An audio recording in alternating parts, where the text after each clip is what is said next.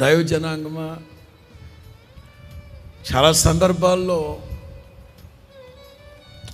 వాళ్ళు మనకు సపోర్టుగా ఉంటారు, వీళ్ళు మన పక్షమై వకాలతో పుచ్చుకుంటారు, వీళ్ళు మనతో ఉంటారు అని అనుకుంటాం. కానీ ఎందుకో కొన్ని సందర్భాల్లో వాళ్ళే మనకు ద్రోహం చేసి శత్రువులుగా మారిపోయి మనల్ని అభాస్పాలు చేసి, అలాగని నాకు ఎవరు సహాయ సహకారాలు అక్కర్లేదు, ఎవరు నాకు మధ్యవర్తిత్వం అక్కర్లేదు అంటాకి లేదు. నరుడు ఒంటరిగా ఉండటం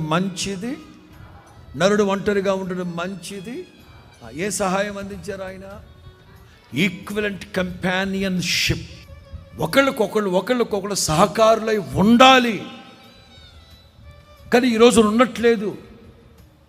కొన్ని సందర్భాల్లో అనుకుంటాం వాళ్ళు ఉన్నారు వీళ్ళు ఉన్నారు మనం అని అనుకుంటాం, కానీ వాళ్ళే మనకు ద్రోహం చేస్తారు, మనతో నిలబడరు. అది మీకు కొదవగా ఉంది కదా. ఆ లోన్లీనెస్ అనేది, ఒంటరితనం అనేది మిమ్మల్ని గుండెలు పిండేస్తుంది కదా.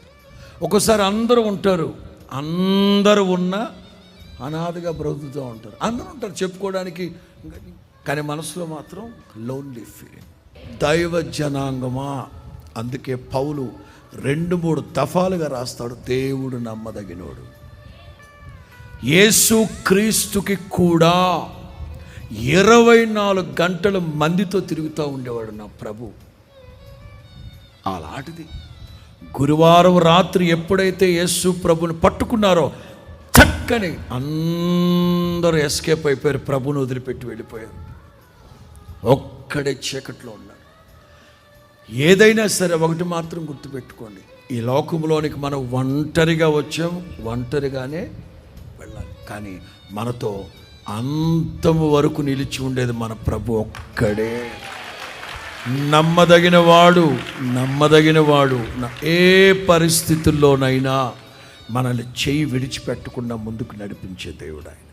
ఒకవేళ ఆ కోణంలో మీరు కొదువై ఉన్నారా, నిశ్చయముగా ప్రభుతో సన్నిహితమైన సంబంధం కలిగి ఉండండి. అనుక్షణం పిలిస్తే పలకరించేవాడు నా ప్రభు.